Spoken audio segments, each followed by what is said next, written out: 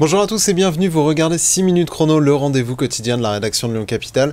Et aujourd'hui on continue de s'intéresser aux élections législatives et à la 3e circonscription du Rhône. Bonjour Sarah Payon. Bonjour. Alors vous êtes candidate ensemble, la majorité présidentielle, vous êtes qualifiée pour le second tour en obtenant 28,27% des voix dans une circonscription, la 3e, dont le député sortant et de votre parti, Jean-Louis Touraine.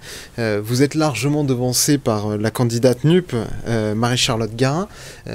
C'est un échec pour vous d'être deuxième dans cette circonscription où vous avez le député sortant ? Moi, quand je me suis lancée dans cette bataille dans la 3e circonscription, c'est une circonscription que je connais, dans laquelle j'habite, dans laquelle je vis, je travaille. Je suis effectivement suppléante du député sortant, donc je la connais très bien. J'en connais la sociologie.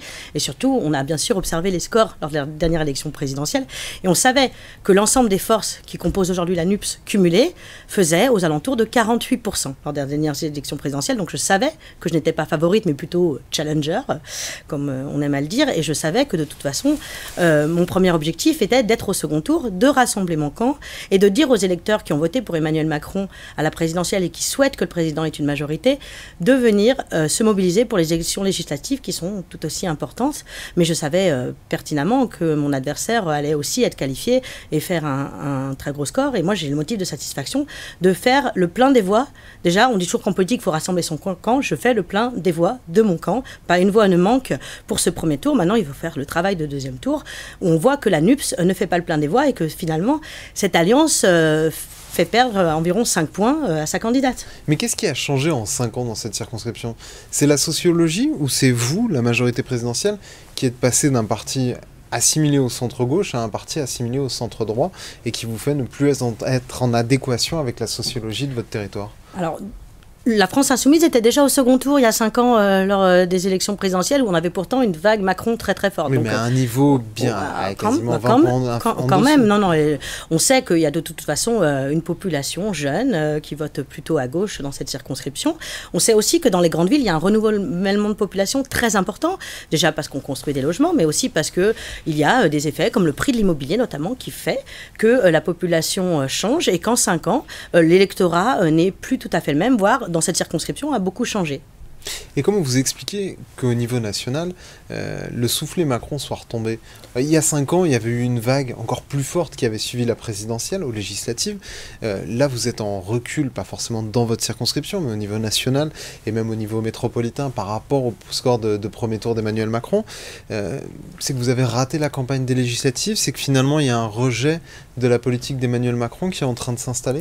Alors déjà, la première chose, c'est la façon dont on analyse les résultats de premier tour des législatives. Le problème, c'est qu'on fait toujours des calculs de projection de sièges avec des scores de premier tour et finalement, les projections sont jamais, on le voit, forcément pertinentes. Moi, je considère qu'on a quand même réussi notre premier tour. Dans le Rhône, on a des candidats qualifiés dans 13 circonscriptions sur 14 et je pense qu'on peut espérer une dizaine de circonscriptions, même si la NUPS est très forte au premier tour. On sait qu'elle n'a pas de réserve de voix. En fait, il y a eu ce rassemblement de la gauche qui a traditionnellement lieu au second tour dès le premier tour. C'est aussi un résultat en trompe-l'œil.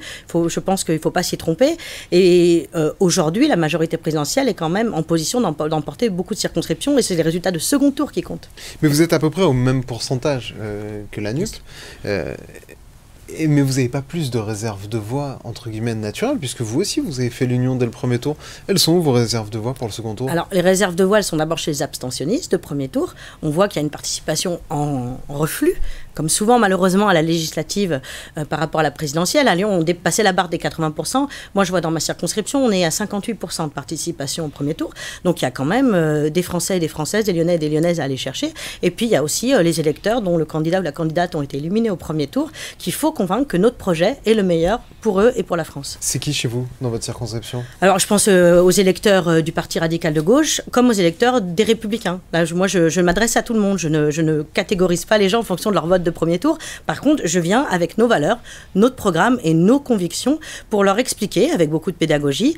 Alors, en 4-5 jours, ça va être compliqué d'aller voir tout le monde, mais un maximum de personnes pour les convaincre que notre programme, qui ne les a pas convaincus au second tour, est le meilleur face à celui de notre adversaire. Mais est-ce qu'il n'y a pas une tromperie sur la marchandise de gagner l'élection présidentielle en demandant aux gens de gauche de vous faire élire, puis 2 mois plus tard de gagner les législatives en demandant aux gens de droite de vous élire? On n'a jamais demandé aux gens de gauche ou aux gens de droite de nous faire élire, on a demandé aux Français et aux Françaises de voter pour notre programme et pour nos candidats. Mais pendant la présidentielle, voilà, c'était une main tendue aux électeurs de Jean-Luc Mélenchon, là c'est une main tendue aux électeurs de Jean-Luc Mélenchon comme ceux de Valérie Pécresse. On ne s'amuse pas à catégoriser nos discours. On ne change pas de discours ni de programme en fonction des gens auxquels on s'adresse, on est transparent et c'est le fameux et de droite et de gauche. Notre programme est transparent, il est clair et c'est le même pour la présidentielle et pour la législative, ce qui n'est pas le cas de nos adversaires de la NUPS qui ont fait un accord tactique avec un programme fait de briques et de broc et on se rend bien compte, c'est un accord fait pour gagner des postes, mais pas pour gouverner derrière. Ils sont en désaccord sur des sujets structurants. Dans votre parti, on a entendu des voix s'élever dimanche soir pour renvoyer dos à dos NUPS et le Rassemblement national, dire l'extrême droite, l'extrême gauche, même combat. Vous, en tant qu'ancienne socialiste, donc d'un parti de gauche qui est composante de la NUP, est-ce que vous êtes en phase avec ça? Sur l'extrême droite, moi je suis très claire. Mon engagement date du 21 avril 2002. Avec l'arrivée de l'extrême droite au second tour au pouvoir, je me suis dit que je ne pouvais pas rester spectatrice. Il fallait que j'agisse pour lutter contre les extrêmes. Concernant la NUPS, on sait que, comme je vous le disais, c'est un accord hétéroclite. Il faut voir au cas par cas. Mais les candidats qui portent un projet qui sort des valeurs républicaines ou qui, parfois, sur un certain nombre de sujets, notamment sur les questions européennes, sont en désaccord total avec nos lignes, moi, je les combats. Moi, je suis profondément pro-européenne. Les gens qui font preuve d'europhobie ou qui ont des positions ambiguës sur la Russie et sur l'Ukraine, je considère que nous devons les battre dans les urnes.